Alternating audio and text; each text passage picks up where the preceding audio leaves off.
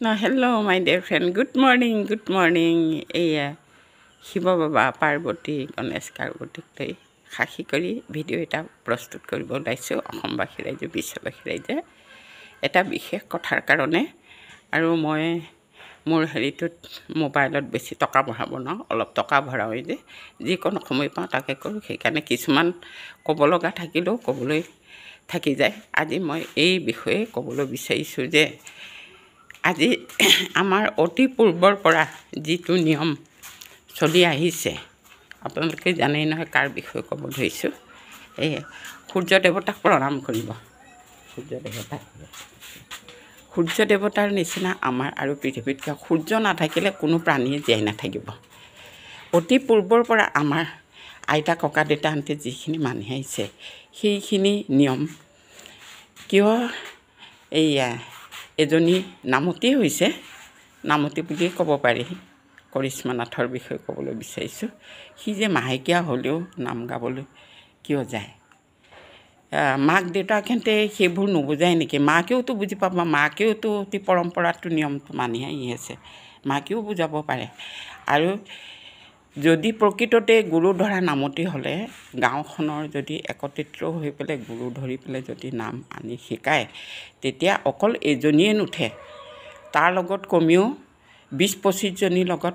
কৰাৰ পিছত যাই থৈ পেলাই 5 জনী বা 3 জনী তেনেকুৱা থাকেগৈ আমাৰ ক্ষেত্ৰতো তেনেকুৱা আছে গ্ৰুপে ঠিক আমিও তেনেকুৱাই কৈছোঁ তেতিয়া মানে কি হয় আমাৰ যিটো পৰম্পৰাগত নিয়ম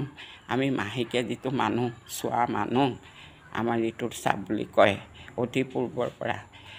আইতাহঁতে ককা দেউতাহঁতে তেনেকুৱা হ'লে আমাক পাকঘৰত সোমাব নিদিয়ে গোহালি ঘৰত সোমাব নিদিয়ে গোসাঁই ঘৰটো বাদেই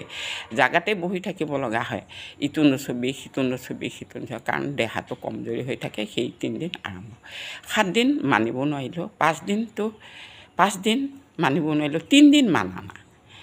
মানা তোমাৰ ক্ষেত্ৰত তোমাৰ যদি গ্ৰুপ আছে তুমি অকলেতো নামতী হিচাপে থিয় দিলে নহ'ব বাকী পিছৰখিনিকো শিকাই যাব লাগিব ভণ্টি আছে তাৰ লগৰীয়া আছে সেই দিনটো 3 দিনৰ দিনটো অপেক্ষা কৰি বা যিসকলে তোমাক নিমন্ত্ৰণ কৰিছে তেওঁলোককো অনুৰোধ কৰি যে মই এনেকুৱা অসুবিধা মোৰ ঠাইত অইন এজনী মোৰ ভণ্টিক পঠাইছোঁ মোৰ বা বান্ধৱী আছে তেওঁ পঠাইছোঁ ক'লেতো হৈ যায় কিন্তু ইমানখিনি যে তুমি যে গাবলৈ গৈছা কিহৰ লোভত গাবলৈ গৈছা নাম আমাৰ এই পৃথিৱীত নাম নহ'লে আমাৰ শংকৰদেৱ মাধৱদেৱে আমাৰ এই নামৰ পদ্ধতিটো ওলাইছে তেওঁ গুৰুজনাই এই হাবি বননি কাটি বৰদোৱা থানত তেওঁ প্ৰথম কুসুম ভূঞা ঘৰ জন্ম লৈ তেওঁ যিটো নাম ধৰ্ম আনিলে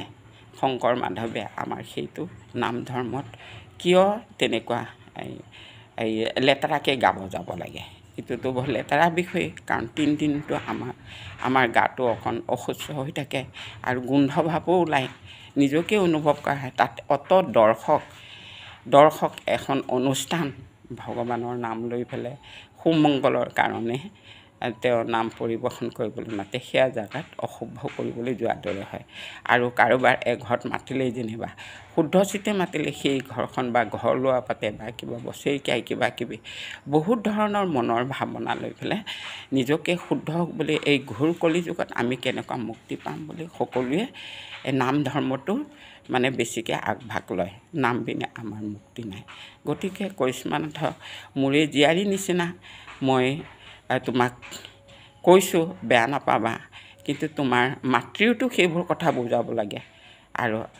গাঁওখনৰ যিসকল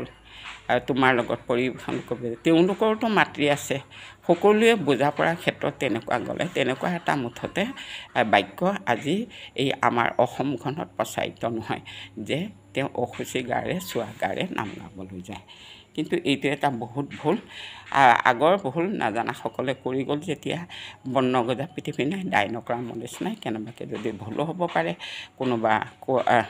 মানে সেইবোৰ বুজনি দিয়া নাই আমাৰ ফালৰ পৰা মই এজনী 60 বছৰীয়া মহিলা মই বুজনি দিছোঁ সকলো অসমবাসী ৰাইজৰ হৈ পেলাই যদি ইয়াতে যদি তুমি বেয়া বুজা সেইটো মই বুজি নাপাওঁ কাৰণ মই জানো অতি পূৰ্বৰ পৰা আমাৰ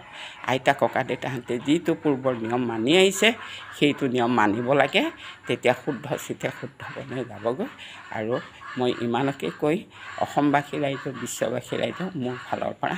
ইয়াকে কৈ মোৰ সৰু ভিডিঅ'টো সামৰণি মাৰিলোঁ tata bye bye like share কৰিব কিন্তু কৃষ্ণ